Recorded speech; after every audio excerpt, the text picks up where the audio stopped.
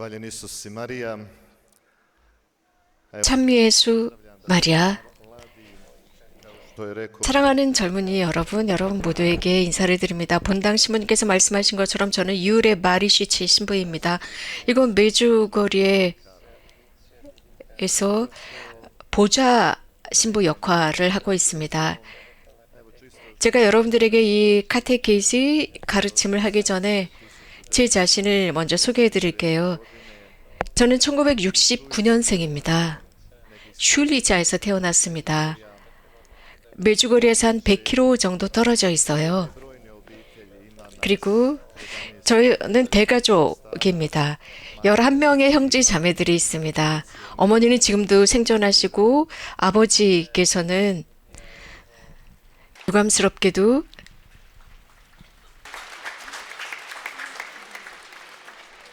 Otac je nažalost dok sam studirao teologiju preminuo. 제가 공부하고 있을 때 돌아가셨어요.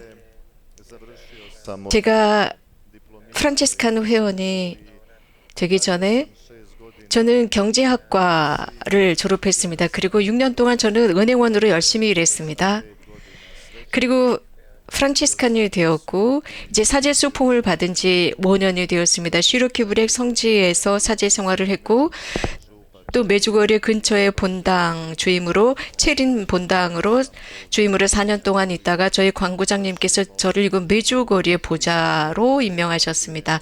그래서 이건 메주거리에서 특별히 저는 고해 성사를 집전하고 순례자들을 담당하고 있습니다. 그래서 함께 사는 형제 수도자들과 함께 살아가고 있고 특별히 이곳에서 단식 피정을 지도하고 있습니다. 저에 관해서 간단하게 소개를 드렸습니다. festa, evo majke. 이번 페스티벌의 주제 화두는 이들이 내 어머니이고 형제들이라는 말씀입니다. 이 말씀은 마테오복음 12장 49절의 말씀입니다. 12장 49절에서 50절까지의 말씀이죠. Evanđelje. Malo 제가 여러분들에게 말씀을 드리기 전에 먼저 ne smije 복음 말씀을 먼저 읽고 이 말씀을 통해서 몇 가지 요소들을 한번 보겠습니다. 이 12장에서 몇 가지 요소는 우리가 일상 속에서 실천할 수 있는 요소들을 보여줍니다. 일상적으로 실천할 수 있는 것들, 특히 복되신 동정 마리아를 모범 삼아서 우리가 일상 안에서 실천할 수 있는 요소들이 등장합니다. iz Evanđelja po Mateju. 마테오가 전한 거룩한 복음입니다. Dok je Isus još govorio mnoštvu, eto majke i braće njegovi. 예수님께서 아직 군중에게 말씀하고 계시는데 그분의 어머니와 형제들이 그분과 이야기하려고 밖에 서 있었다. Tko je majka moja? 그래서 어떤 이가 예수님께 보십시오. 스승님의 어머니와 형제들이 스승님과 이야기하려고 밖에 서 계십니다. 하고 말하였다. 그러자 예수님께서 당신께 말한 사람에게 누가 내 어머니고 내 형제들이냐 하고 반문하셨다. 그리고 당신의 제자들을 가리키시며 이르셨다. 이들이 내 어머니고 내 형제들이다. 하늘에 계신 내 아버지의 뜻을 실행하는 사람이 내 형제요, 누이요, 어머니다. Vidite i kao što ste čuli, Sveti Matej nam 여러분들이 분명 마테오 복음사가에 관해서 들으셨을 겁니다. normalnu scenu iz Isusovog javnog života. 여기에 등장하는 이 장면은 어떻게 보면 예수님의 공생활 중에 아주 평범한 한 단편이라고 할 수 있습니다. 예수님은 공생활을 시작하시고 설교하시고 하느님의 나라를 선포하십니다. Određeni znaci. Isus je 여기에는 표징들이 함께 했습니다. 예수님은 이적을 행하셨습니다. 사람들을 고쳐주셨습니다. 물론 이것은 ozvalio 당시 유대인의 사회 속에서 많은 물의를 일으켰습니다. 그리고 예수님 주변에 혼란을 일으켰습니다. 그래서 오늘 마테오 복음사가는 바로 그러한 장면을 우리에게 전해주고 있습니다. 많은 사람이 예수님을 따랐고 또 예수님은 당대 사회에서 도전의 대상이 되었습니다. 마테오는 이 군중에 관해서 언급하고 있는데 이렇게 나눌 수 있어요. 즉, 세 가지 형태의 사람이 모였다고 할 수 있습니다. 첫 번째로 예수님을 따르는 사람들의 부류. 그들은 정말 예수님이 참 메시아라는 것을 인정하고 하느님의 아들임을 알고 있는 사람들. 그들은 기적을 보았고 병을 고치는 모습을 보았습니다. 그래서 그들은 자신들의 삶의 스타일을 바꾼 사람들의 부류. 결국 예수님을 따라갑니다. 또 다른 부류는 그 군중 속에서 또 다른 부류는 예수님을 따르긴 합니다. 하지만 예수님을 반대하기 위해서 졸졸 따라다니는 바리사이들이었습니다. 그들은 유태인의 관습에 묶인 사람들이었습니다. 예수님의 공생활 속에서 예수님은 성전에 관해서 비난하시죠. 그러면서 그들의 종교를 예수님께서 혼란을 일으킨다라고 생각하는 사람들입니다. 그럼에도 불구하고 예수님을 따라가죠. 왜냐하면 그들은 예수님으로부터 여러 다양한 것들을 찾아내려고 해요. 예수님께서 하시는 말씀이 거짓말이다, 위선적이다라는 어떤 것을 찾아내려고 쫓아다닙니다. 그리고 군중 속에 있는 세 번째 부류는 예수님을 따릅니다. 그런데 예수님을 관찰하기 위한 것입니다. 무관심하지만 팔짱을 끼고 관찰하는 부류라고 할 수 있어요. 예수님께서 하시는 말씀 그저 불편하지 않아요. 그냥 저런 말을 하는구나. 무관심하게 그냥 듣기만 합니다. 그런데 우리 이 말씀을 잘 관찰해 보면 우리들의 동시대도 그리 다르지 않다는 것을 알 수 있습니다. 예수님을 따르는 사람들이 이렇게 세 부류로 나누어진다고 볼 수 있어요. 오늘 이 자리에 모인 여러분들, 우리들, 그분의 복음을 살기 위해서 모인 우리들 같은 참으로 그분을 따르는 사람들, 예수님은 구원자이시고 세상의 구원자이시고 해방자임을 믿는 우리들 같은 부류가 있는가 하면 유감스럽게도 예수님을 따르지만 예수님을 자신들의 인생에서 쫓아내기 위해서, 이 현대 사회에서 쫓아내기 위해서 예수님을 따라다니는 사람들이 있다고요. 또 무관심하게 예수님을 그저 듣습니다. 이런 부류는 사실 우리들의 삶에서 가장 심각한 부류라고 할 수 있습니다. 어떤 유명한 미국의 저자가 예수님에 관한 소설을 쓰면서 이런 말을 했습니다. 즉, 그 소설을 쓰면서 이 사회와 비유하고 있습니다. 현대 사회와 비유하면서 만약에 예수님께서 이 현대 사회에 오셨다면 이라는 가정을 두고 씁니다. 수천만 명이 넘는 대도시에 예수님께서 오셨는데 아무도 예수님을 알아보지 못하고 인사를 드리는 사람이 없습니다. 그리고 밤이 되었을 때 어떤 누구도 예수님께 우리 집으로 오세요. 우리 집에서 쉬세요. 라고 하지 않았습니다. 큰 거리에 혼자 남아 계시는 예수님. 그러면서 이 저자는 이렇게 말합니다. 골고타에 그 큰 숨을 내쉬셨다. 매를 맞고 채찍을 당하고 모욕을 당한 그것보다 더 큰 고통은 이 현대인의 무관심이다라고 글을 맺고 있습니다. 그 군중, 예수님 주변에 모여 있었던 군중에 관해서 오늘 복음은 이런 증언을 하고 있습니다. 성모님과 예수님의 형제들이 찾아와서 예수님을 찾고 있었다라는 장면입니다. 우리 여기에서 잠깐 숨을 고르어야 합니다.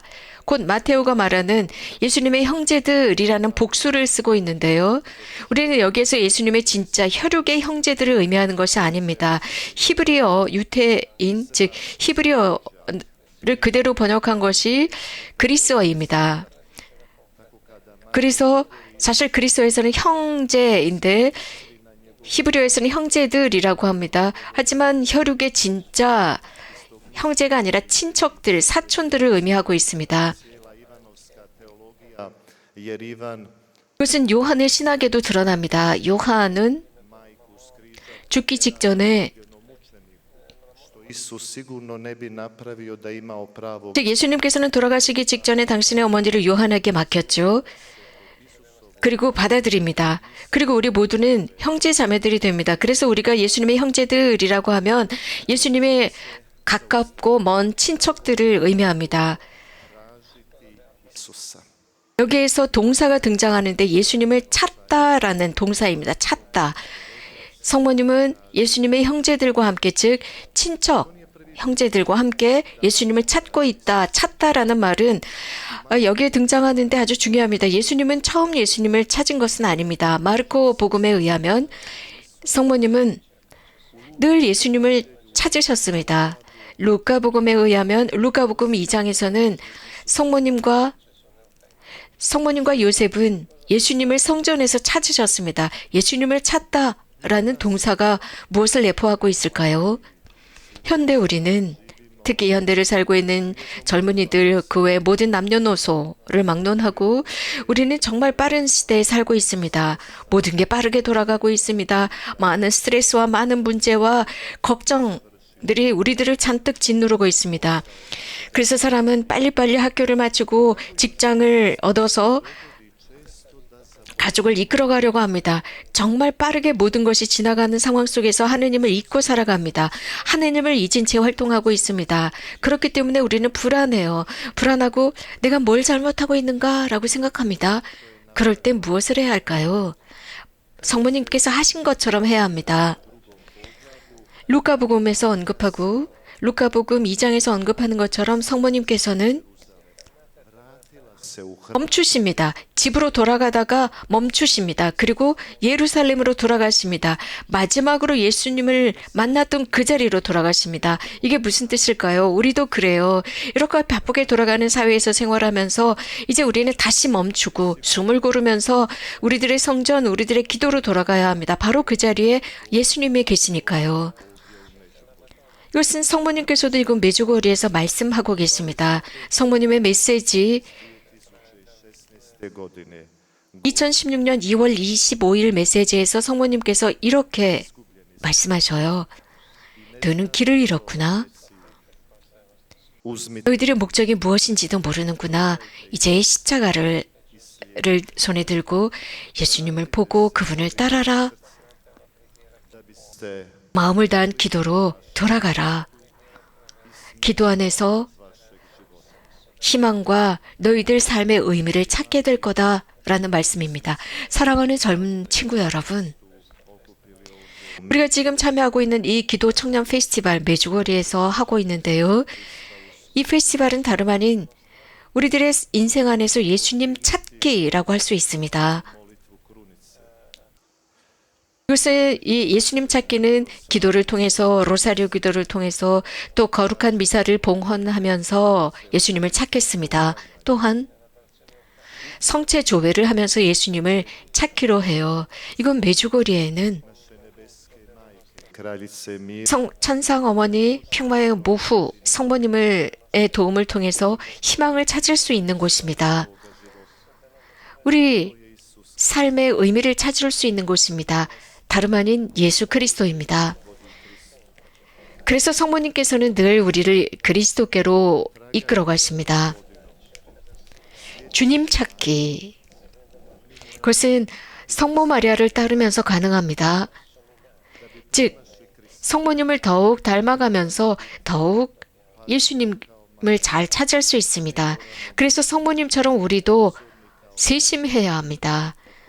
성모님처럼 세심한 사람들이 되어야 합니다. 결국 우리도 성모님처럼 구체적인 사람들이 될 수 있어요.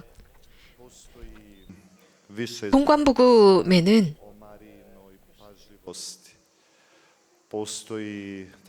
성모님께서 정말 섬세하신 분이라는 것이 곳곳에 드러납니다.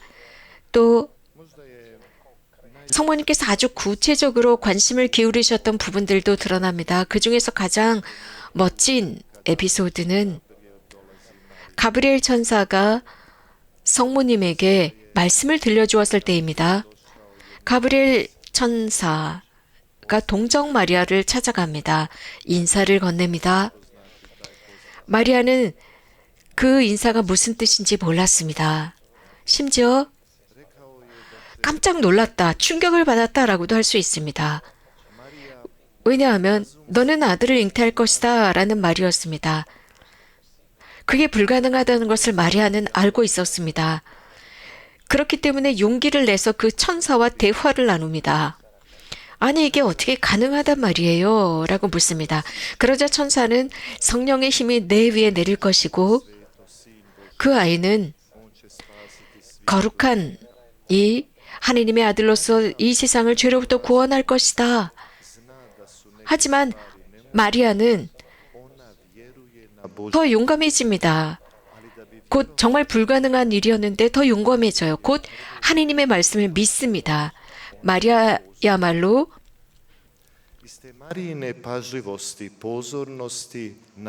바로 이 부분에서 하느님의 말씀에 깊은 주의를 보이고 있습니다. 아주 주의 깊게 그것을 받아들입니다. 그 뜻은 다름 아닌 성모님은 사람에게 무엇이 필요한지 주의 깊게 보신다는 뜻입니다. 이것은 다름 아닌 또 가나안의 혼인잔치에서도 드러납니다. 예수님과 제자들과 어머니이신 성모님도 초대를 받습니다. 그런데 혼인잔치에서 포도주가 부족합니다. 마리아, 성모님께서 가장 먼저 포도주가 떨어졌다는 것을 아셨습니다. 왜냐하면 성모님은 늘 관심을 보이시는 분이었어요. 사람에게 늘 관심을 보이시고 살펴보시는 분이시기 때문이죠. 성모님처럼 살펴보기라는 게 무슨 뜻일까요? 다름 아닌 누군가를 비판하기 위해서 살펴보는 게 아니에요. 선한 마음을 눈으로 드러내는 것입니다.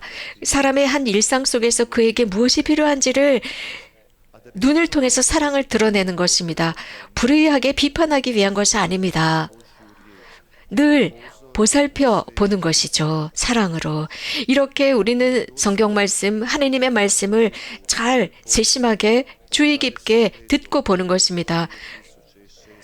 그래서 성모님께서는 당신의 메시지에서 1996년 1월 25일 메시지에서 이런 말씀을 하셔요.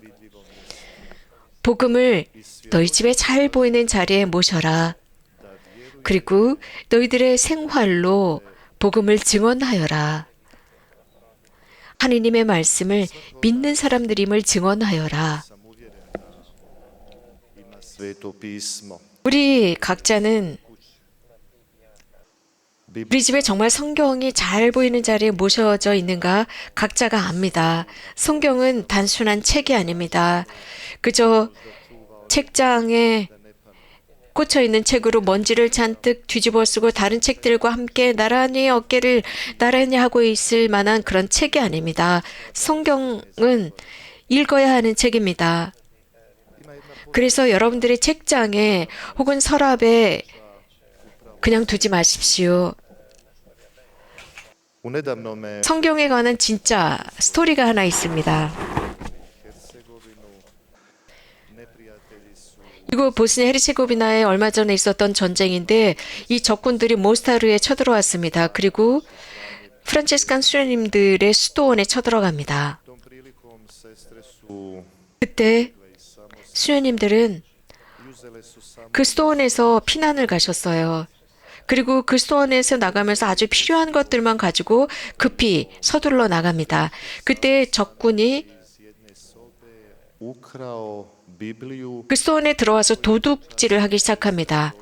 그러면서 거기에 어떤 수녀님께서 성소를 받으셨을 때, 종신허원을 하셨을 때 선물로 받은 성경책을 훔쳐갑니다. 그리고 시간이 지납니다. 전쟁도 끝났습니다. 그 군인은 집으로 돌아갑니다. 하지만 그는 늘 불안한 상태였어요. 그는 자기가 훔쳐온 성경을 바라봅니다. 그 성경이 자신을 계속 불안하게 했습니다. 계속 자극했습니다. 그러다 어느 날 그는 성경책을 펼쳤습니다. 거기에서 읽은 이런 구절이 등장합니다. 즉 성경을 펼쳤을 때 자신이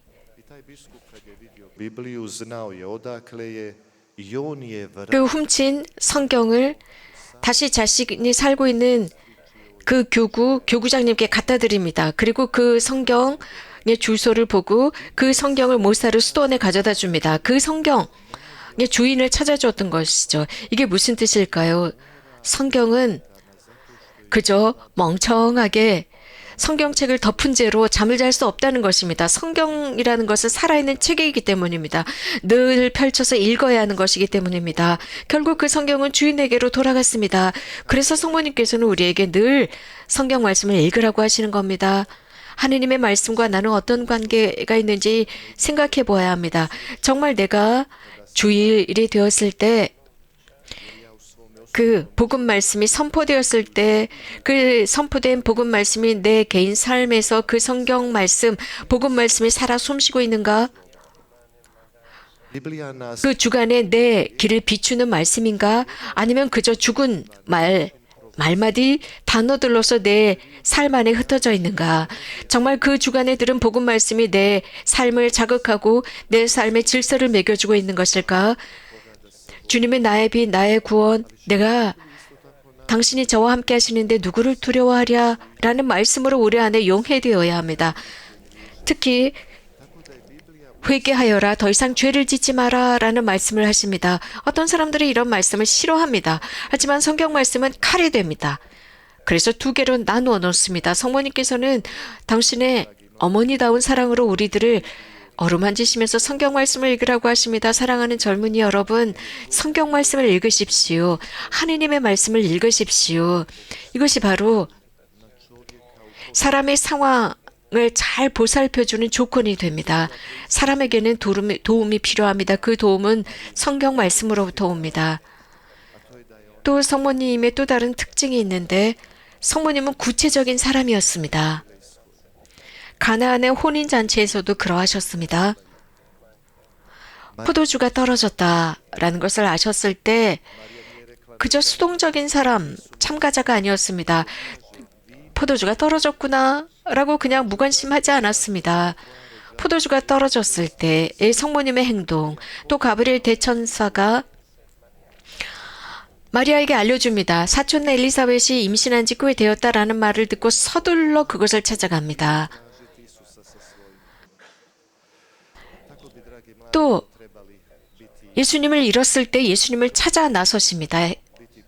젊은이 여러분, 우리도 그러해야 합니다. 우리도 하느님의 말씀에 관심을 기울이고 즉 잘 보살펴야 하고 세심해야 하고 성모님처럼 우리들의 삶 안에서 구체적인 사람이 되어야 합니다. 그래서 다른 사람들의 어려움, 다른 사람들의 고통스러운 사건 앞에서 무관심하게 바라보는 것이 아니라 우리가 참여해야 합니다. 여러 다양한 도움을 주어야 합니다. 그것은 물질적이고 경제적이고 영체적인 다양한 도움을 주면서 보살펴야 합니다. 성모님처럼 말입니다. 그래서 무관심한 사람의 부류에 들어가지 말아야 합니다. 하느님의 말씀은 절대로 우리를 이런 무관심한 사람의 부류에 남겨두지 않습니다. 또 오늘 또 복음에서 등장하는 말씀 속에서 성모님은 예수님께 일어나는 모든 사건들을 마음에 간직하셨다라고 했습니다. 이 말씀을 우리 잠깐 생각해 볼까요? 관찰하다, 묵상하다, 예수님의 모든 것, 예수님께서 하신 모든 것을 마음에 간직하셨다. 마음. 마음이야말로 모든 인간의 중심이라고 할 수 있습니다. 바로 그 마음은 우리들이 가장 내밀해지는 부분입니다. 마음은 우리 자신을 알고 하느님을 압니다. 그래서 마음이 불안해지게 되면 우리 모두가 다 불안해지는 거예요. 우리 존재가 불안에 흔들립니다. 우리들의 마음이 초조해지거나 혹은 마음이 정결해지면 우리 자신이 정결해지고 우리 자신도 또 불안해질 수가 있는 게 이 마음입니다. 예수님께서는 마음이 깨끗한 사람은 행복하다고 하셨습니다. 우리 마음이 정결할 때 예수님을 우리 마음에 간직할 수 있습니다. 이탈리아에 아주 유명한 신부님이 계시는데 모너 페렐레라고 하는 신부님이 계시는데 그 신부님은 이 복음 말씀을 바탕으로 어떤 스토리를 말씀하십니다. 어떤 젊은 청년 이야기인데 심장병을 앓고 있는 청년이었습니다. 그 부모는 자식 때문에 걱정이 태산이었죠. 어떻게 해야 할까? On je čuo 그리고 그 청년에 관해서 말하는 이야기를 어떤 꼬마도 들었습니다. svojoj majci i pita je 그리고 엄마에게 가서 이 꼬마가 묻습니다. što je u mom srcu. I njemu 즉, 왜 제 심장이 이런 거죠? 왜 제 심장이 이렇게 불규칙하게 뛰는 거죠? 라고 묻습니다. 그 청년이 어릴 때였습니다. 그러자 treba otići na pre 그 엄마는 염려하지 마라. 예수님이 도와주실 거야. 라고 합니다. 그리고 병원에 갑니다. 그리고 병원에 가서 je bio nevjernik, ateist. 이제 심장 수술을 하려고 합니다. 그런데 그 심장병 의사는 무신론자였습니다. 그리고 그 아이에게 입원한 그 아이에게 와서 걱정하지 마. 이제 심장 수술을 할 거야. 심장 수술을 하면 내 심장이 제대로 뛸 거야. 라고 합니다. 그러자 이 청년은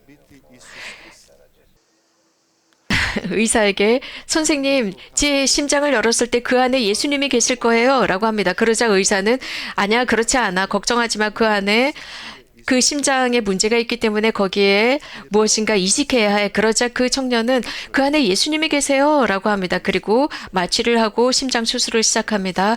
의사는 정말 자기가 할 수 있는 모든 전문적인 의사로서 심장 수술을 합니다. 그리고 성공적으로 수술을 끝나고 마취해서 이 청년이 깨어납니다. 그리고 의사가 가서 그 청년과 첫 번째 대화를 나눕니다. 자, 어떠십니까? 라고 묻습니다. 그러자 그 청년이 마취해서 깨어납니다. 그리고 의사가 묻습니다. 어때? 라고 물었죠. 그러자 그 청년은 이렇게 말합니다. 선생님, 제 심장을 열었을 때 무엇을 보셨어요? 라고 묻습니다. 그러자 의사는 그 청년을 바라보면서 나 예수 그리스도를 만났어. 보았어? 라고 했습니다. 그 의사는 정말 회개한 것이었죠. 그리고 나서 그 의사는 지속적으로 예수 그리스도를 증언하는 설교가가 되었다 그래요.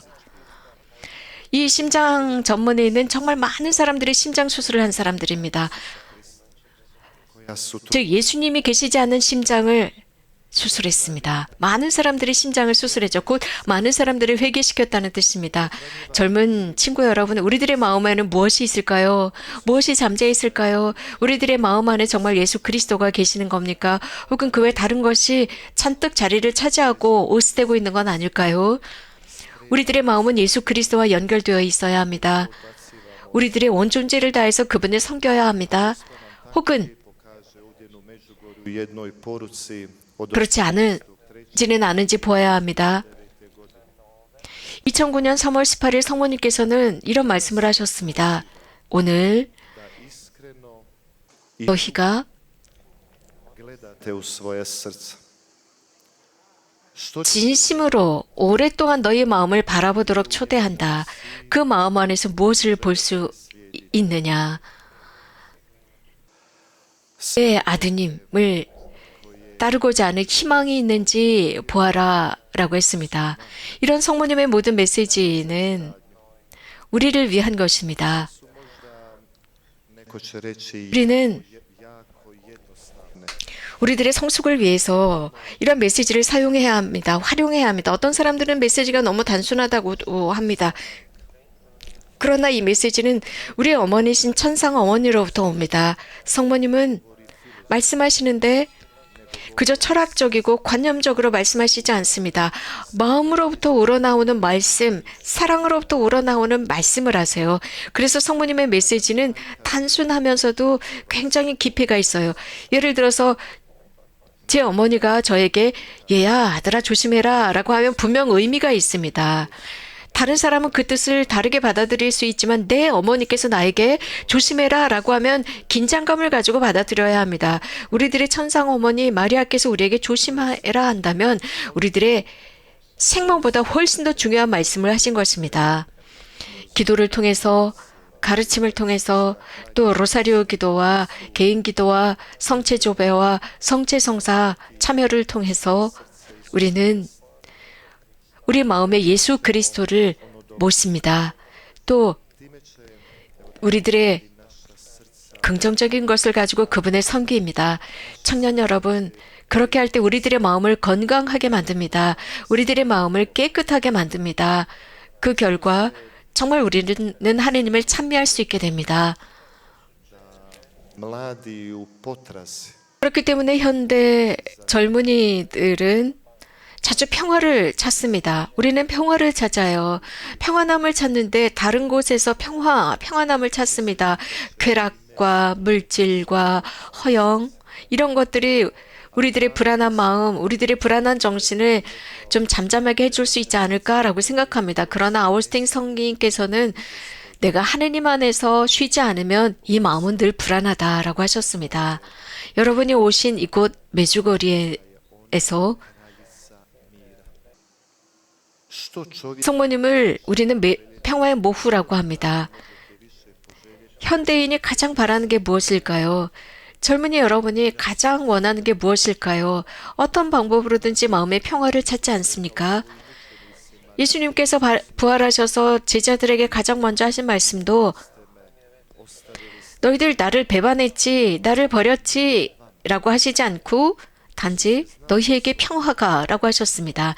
예수님은 그들이 지금 불안하고 충격에 빠져 있다는 것을 알고 계셨습니다. 두려움에 떨고 있다는 것, 자신들의 생명의 위협을 느끼고 있다는 것을 예수님은 알고 계셨어요. 그러니까 그들에게 평화가 너희와 함께 라고 하는 순간 그들의 두려움이 사라졌습니다. 메주거리의 성모님께서 우리에게 평화라고 말씀하신 것처럼 이곳에 왔을 때 가장 먼저 평화를 찾읍시다. 그것은 세상이 주는 평화가 아닙니다. 혹은 여러 많은 국제회의에서 말하는 그런 평화가 아닙니다. 평화는 하느님만이 주실 수 있습니다. 화해 성사를 통해서 얻을 수 있는 게 평화입니다. 그래서 이건 메주거리를 세상의 고해소라고 부릅니다. 고해성사를 받음으로써 우리는 평화를 얻을 수 있기 때문이고 우리는 고해성사를 통해서 예수님을 발견하고 모실 수 있습니다. 제가 이 가르침 서두에 읽었던 마테오 복음 말씀에서 두 형태의 가족이 드러납니다. 예수님은 묻습니다. 누가 내 어머니이고 형제들이냐라고 물으셨습니다. 그러면서 이렇게 손으로 군중을 가리키십니다. 당신 주변에 있는 군중을 가리키면서 이들이 내 어머니고 내 형제들이라고 합니다. 그 뜻은 바로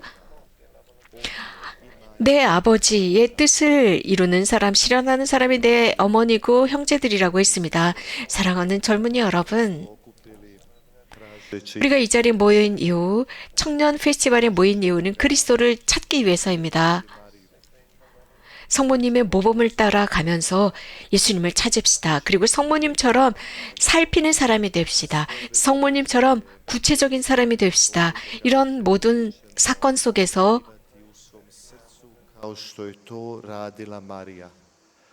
성모님께서 하신 것처럼 우리들의 마음 안에서 섬기는 사람이 됩시다.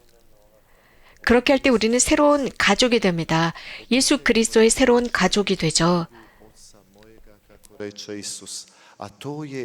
내 아버지의 뜻을 완성하는 가족. 그것은 우리들의 어떤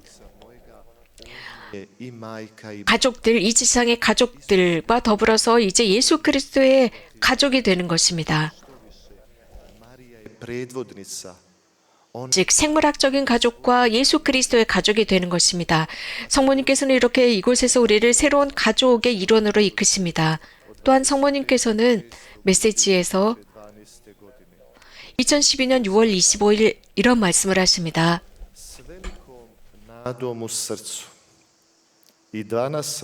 마음 안에 큰 희망으로 너희를 기도로 초대한다. 너희가 어린이들아 너희가 기도한다면 너희는 나와 함께 있을 것이고 그러면서 하느님의 뜻을 찾고 즉 내 아들의 뜻을 찾고 다시 반복합니다. 너희가 기도한다면 너희는 나와 함께 내 아들의 뜻을 실현하고 함께 살 것이다. 아버지 뜻을 실현하기 위한 열쇠는 기도입니다.